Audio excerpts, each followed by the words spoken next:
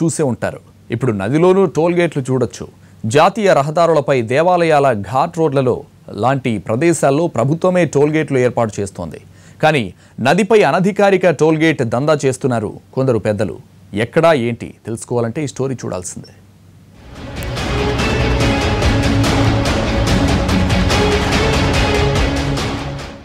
ఇదిగో ఇది 2 జిల్లాల సరిహద్దు ప్రాంతం.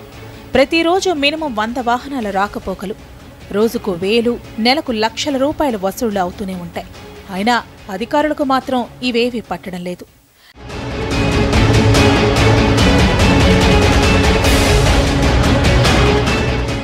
కృష్ణా జిల్లా ఘంటసాల మండలం శ్రీకాకుళం వద్ద కృష్ణానదిలో ఈ అనధికారిక టోల్ ప్లాజాను నడుపుతున్నారు. గత 6 నెలలుగా ఈ దందా జరుగుతూనే ఉంది. ఇక్కడ వసూలు చేసిన డబ్బులకు కనీసం రసీదు కూడా ఇవ్వరు. కృష్ణా జిల్లా శ్రీకాకుళం నుండి గుంటూరు జిల్లా కొల్లూరు వెళ్లాలన్నా, గుంటూరు నుండి కృష్ణా జిల్లాకు రావాలన్నా టోల్ ఫీజు చెల్లించాల్సిందే. ఇదంతా అనధికారికంగా జరుగుతున్న దందా. నదిలో ఇసుకను చదును చేసి రహదారిగా బాటలు ఏర్పాటు చేసి వాహనాల రాకపోకలకు అవకాశం కల్పించేందుకు ప్రైవేట్ టోల్ గేట్ను ఏర్పాటు చేశారు. ఆటో, బైక్, లారీలు ఇలా ఒక్కో వాహనానికి ఒక్కో రేటు వసూలు చేస్తున్నారు.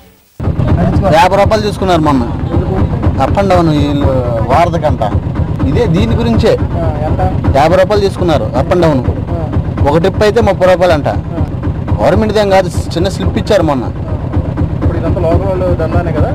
ఎవరో అనేది మనకే తెలియదు. ఇప్పుడు లేదు, ఇప్పుడు మీరున్నారు. ఇప్పుడు మేము వెళ్ళి వచ్చేటప్పుడు అయితే స్లిప్ ఉంటుంది. స్థానిక పంచాయతీ అధికారులు ఉన్నా అనధికారికంగా వసూలు చేస్తున్న టోల్ గేట్ను మాత్రం పట్టించుకోవడం లేదు. ఘంటసాల మండలంతో పాటుగా చుట్టుపక్కల ఉన్న గ్రామాల ప్రజలు గుంటూరు జిల్లా వెళ్లాలంటే అవనిగడ్డకు వెళ్లి అక్కడి నుండి రేపల్లి మీదుగా గుంటూరు జిల్లాలోనికి అడుగు పెట్టాల్సి ఉంటుంది. అయితే ప్రస్తుతం కృష్ణానదిలో నీరు కూడా లేకపోవడంతో నదిలో నుండి వాహనాలతో రాకపోకలు సాగిస్తున్నారు.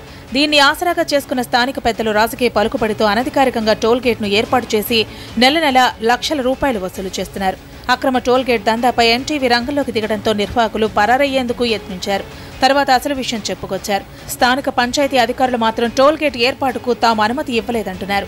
ఇవ్వలేదండి, మేము పర్మిషన్ ఏమి ఇవ్వలేదు. పంచాయతీ సైడ్ నుంచి పర్మిషన్ ఏమి ఇవ్వలేదు. వాళ్ళు అన్నారు లోకల్స్ అందరికి ఫ్రీ అని చెప్పారు. అది విషయం. అంటే టోల్ గేట్ అని ఏమీ చెప్పలేదండి, మాకు అసలు పర్మిషన్ ఇవ్వాలి పంచాయతీ సైడ్ నుంచి. మేము ఒకసారి వెళ్ళి చూసామండి, మామూలుగా చలివేంద్రం పెట్టినప్పుడు ఒకసారి చూసామట వెళ్ళి. అక్కడేది మాకేమీ కనిపించలేదు ఆ టైంలో. మా దృష్టికి కూడా ఏమి రాలేదండి అట్లా అని చెప్పేసి. లోకల్ వాళ్ళు కానీ వేరే వాళ్ళు కూడా మాకేం కంప్లైంట్ చేయలేదు, మా దృష్టికి రాలేదు. నిబంధనల ప్రకారం నదిలో రాకపోకలు సాగించడం నిషేధం.